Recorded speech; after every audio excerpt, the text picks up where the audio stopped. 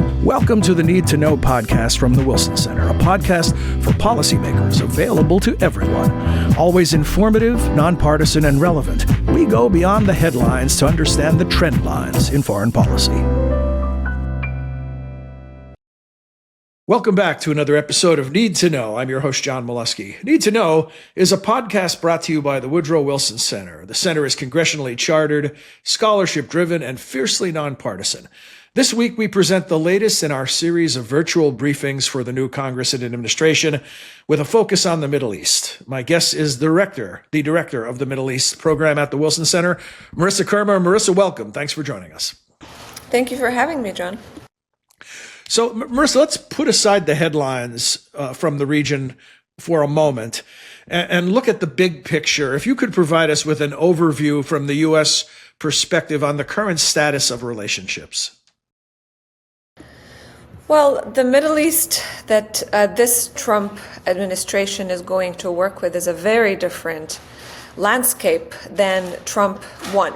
And since October 7th, the geopolitical landscape has changed, particularly after 15 months of war in Gaza, and as well as various Israeli strikes over the course of the last few months that have severely weakened Iran. But also the Israel-Hezbollah war in Lebanon that has also severely weakened Hezbollah, and in Gaza severely weakened Hamas. Now, of course, all of these different proxies of Iran are still there. They are weakened, but they are still there. And for them, that is victory, as they define it. It's their staying power. But of course, Iran also lost a key ally in Syria after the fall of the Assad regime, which was quite revolutionary, a watershed moment for not only the people of Syria, but for the region after 5 decades of Assadism. So this is a very different landscape. Of course, Israel, which is a key ally to the United States, is also a very different society and a very different country after the horrific attacks of October 7th. And so there's lots of changes across the board. And it's not the same Middle East that the first Trump administration was working with.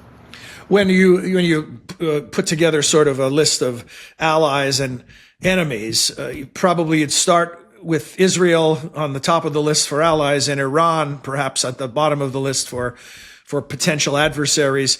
What other countries in the region does the U.S.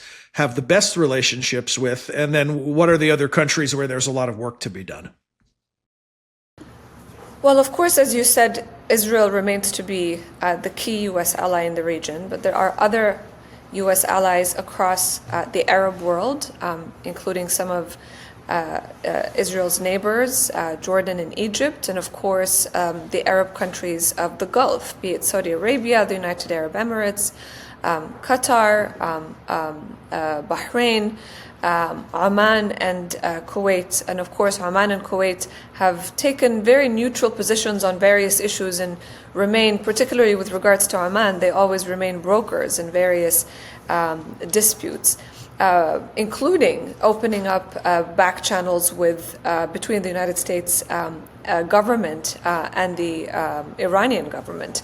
But of course, those are the allies that we're we've been working with, and there are many, many challenges. There's a new dawn in Syria, but there's a lot of work to do to ensure that Syria's territorial integrity is intact, to ensure that there's a political process in Syria that's pluralistic and inclusive, of all the different religious and ethnic groups across the country, and of course to ensure that those who are benefiting from this new Syria and rebuilding are the Syrian people and not other external actors, which has been the case, of course, with the presence of and influence of Iran and Russia. And so this is a vast array of countries that are key U.S. allies. Of course, lots of questions and lots of opportunities in Syria. In the Palestinian territories, be it in the West Bank or in Gaza, there's a lot of work to do. This is going to continue to be a very challenging situation for the incoming administration. In Gaza, there is a severe humanitarian crisis, and over 80% of homes, for example, have been destroyed. A lot of the infrastructure, water infrastructure, for example, destroyed. So there's a lot of work to do there in rebuilding. And most importantly, it's to ensure that the Palestinian Authority is capable of taking over in Gaza and in ensuring that they can govern in the West Bank as well, because we've seen various Israeli military operations in the West Bank in the last few months as well. So those remain to be very challenging. And of course, when it comes to Iran, which, as you mentioned, is at the bottom of the list when it comes to relations with the United States. There have not been diplomatic relations with the United States since essentially the Iranian Revolution. This is going to be a very interesting path forward, because the Iranian regime has always bet on this extensive proxy network that it has financed and supported militarily, politically, etc., across the region, be it in Iraq, Syria, Lebanon, Gaza, and Yemen with the Houthis. And various tentacles have been cut off or have been severely impacted. And so that so-called axis of resistance strategy no longer holds for the Islamic Republic. And so there may be options for diplomatic openings or for some sort of dialogue. But if we know one thing about the Trump administration, given the policy that they pursued in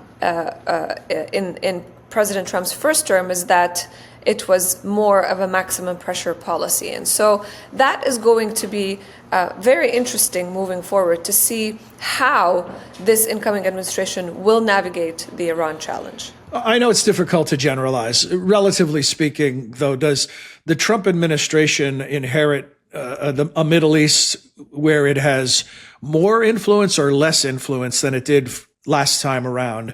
In other words, has the calculus changed as far as regional feelings about the U.S., its standing, how much it's trusted, whether it's seen as being strong or weak? What can you tell us in that regard? I think there is a difference between how the United States is viewed by the people of the region and, of course, how the various governments and regimes will act, right? So I think if you're asking about, well, how is U.S. standing in the region, I think it's unfortunate that the Biden legacy, particularly in foreign policy in the Middle East, is one that's associated with death and destruction and war, particularly in Gaza and in Lebanon. And the United States has lost a lot of credibility amongst the people of the region, particularly in the Arab and predominantly, Muslim world. However, the governments in the region are also very pragmatic. They want the United States to be involved. They want and believe that U.S. leadership is needed to address the various conflicts, the long-standing conflicts, to end the war. And I think we saw that very clearly in the latest round of ceasefire and hostage negotiations, which many people have commented with knowledge of these discussions that Trump's pressure paid off in ensuring that it goes through. And so because Merissa, is that because Hamas thought it couldn't get a better deal by waiting for Trump to take office?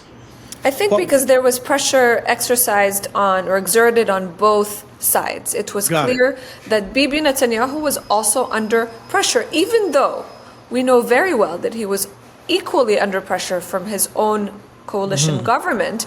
In fact, we've seen one of the right-wing ministers resign over the ceasefire deal. And then the second one, Minister Smotrich, who reportedly has said that Bibi promised him to go back to fighting Hamas right after phase one of the ceasefire. And so what drove this deal home which was a long overdue deal that was outlined by President Biden in May, is pressure on both sides. Of course, Hamas' calculus has also shifted because it lost Yahya Sinwar, the mastermind of October 7th, and various other leaders. It has also lost weaponry and some military infrastructure.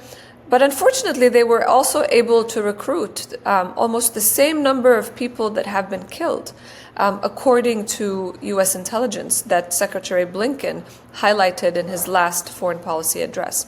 And so those are all important developments, but we have to wait and see how the Middle East policy will evolve with this incoming Trump administration. What is your confidence level that the ceasefire can hold? As you said, long overdue, but also still very delicate. You know, it's very difficult to have high confidence levels when it comes to these situations, particularly in the Middle East.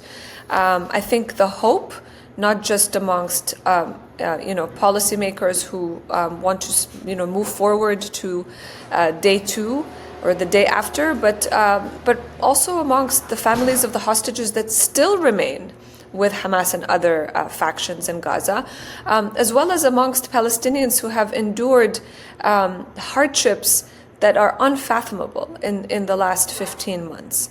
The hope is that it will hold and that we'll be able to move from phase 1 to phase 2 and see more hostages released in exchange for Palestinian prisoners, but also much needed humanitarian aid that is also started to trickle in much more significantly since the ceasefire kicked in. What would be the best thing for U.S. policymakers to do to support this ceasefire and to see that it moves from stage 1 to stage 2? Is the U.S. in a position to influence that, or is it pretty much hope for the best and let the players on both sides work it out? So the United States is one of 3 countries that are guarantors of this ceasefire/hostage agreement. They worked on brokering it at a time when the transition team between the Biden and Trump administrations were very actively involved in these talks. And I think this was a great example of how 2 administrations that may not see eye to eye have actually worked together towards achieving a very important agreement. And so the other 2 countries are, of course, Qatar and Egypt, because both of them are key in brokering this deal with Hamas. So those are 3 countries that have to ensure that this agreement holds, but there are other neighboring countries in the region and key U.S. allies that have to ensure that keep the pressure on and ensure that we're able to move smoothly from phase 1 to phase 2 to phase 3 and start conversations about what post-war Gaza will look like, particularly for the innocent civilians in the Strip. As I mentioned at the outset, we would put the headlines on the back burner temporarily, but it's impossible to put them there for any great amount of time because we're talking about death and destruction and really horrific humanitarian crisis. Even with a ceasefire, the needs are great. But having said that, tell us about the trend lines. What's happening regionally that policymakers who want to have a forward-looking approach should be thinking about? Over the years, we've heard about things like a youth bubble, demographic changes. What are things that U.S. policymakers need to be acutely aware of when they look at the trend lines in the Middle East? So I think, beyond just the discussions we were having that very much focused on conflict and post-conflict scenarios, on the challenge side, we do have very large forced displaced populations all across the region, and forced displacement continues to be a very significant challenge, not only in the Levant or the Middle East part of the region, but also in North Africa. And that's something that we have to be mindful of. And with a youth bulge, which continues to be the case when it comes to the MENA region, there are challenges when it comes to unemployment and workforce development, but there are also various opportunities. And I think most of the good stories are in the Arab countries of the GCC, because they have been very aggressive with their economic development plans and visions for the future in an effort to diversify away basically from oil and gas. And so there are movements forward towards digitizing the economies of the region, training youth, and supporting entrepreneurship. I think this is one of the more positive stories coming out of the region, particularly when it comes to leaders in the region, in AI, in the digital economy, in the United Arab Emirates, others such as Bahrain, Saudi Arabia and Qatar are following suit, but also a highly educated workforce that is very much ready in other countries that have high unemployment rates, including Jordan, Egypt, Tunisia, and in Lebanon, which we didn't discuss, but there are tremendous opportunities there, and a very narrow political window of opportunity to move forward now with the election of the president. And so those are the trend lines that we have to be looking at. There are various agreements that have been signed between the Abraham Accord countries and Israel in the last few years on the trade front. And when the conflict ends, particularly in the Palestinian territories and Israel, there will be more opportunities for normalization, primarily with Saudi Arabia, but also other Muslim majority countries. And so we have to be looking at all of these windows of opportunity, but they're also very much interconnected with the developments on the ground and how we move forward past just ending the war, but also towards rebuilding and post-conflict rehabilitation.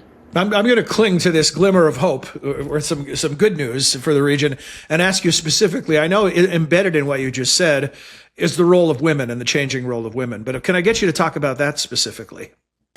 Yeah, absolutely. I think this is a huge opportunity, particularly in the Palestinian territories, in Syria, in Lebanon, in a lot of the areas that in countries where we'll be foreseeing more changes. I've been in conversations with various Syrian political women activists just in this past week, and they are on the ground.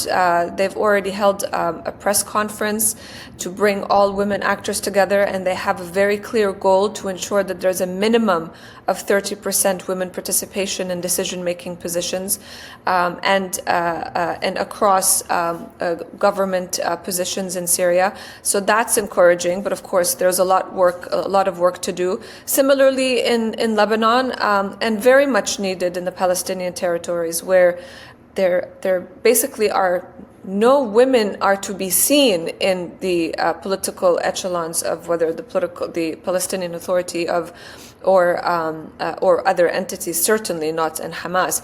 But I can tell you that at the civil society level, at the grassroots level, those organizations who have been working with Israeli organizations with a very clear vision of peace and two-state solution, a lot of them are women leaders, and that is where the hope lies.